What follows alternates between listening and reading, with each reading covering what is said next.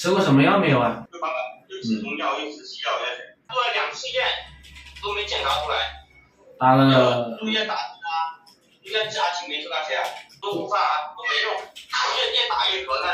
最后上个礼拜住院的时候越打越咳。出汗多不多？出汗？过敏性咳嗽，还有出汗多，就是老是要出汗，老是爱热爱出汗，还有主要是白天咳，晚上不咳。他这个不是普通的咳嗽，它属于跟那个痰卡在三阴经上面。痰湿咳嗽，你不能吃普通的中药，你吃这种普通话止咳是没有意义的，没有用的，知道吧？对，所以他吃了大概10几20步都没用。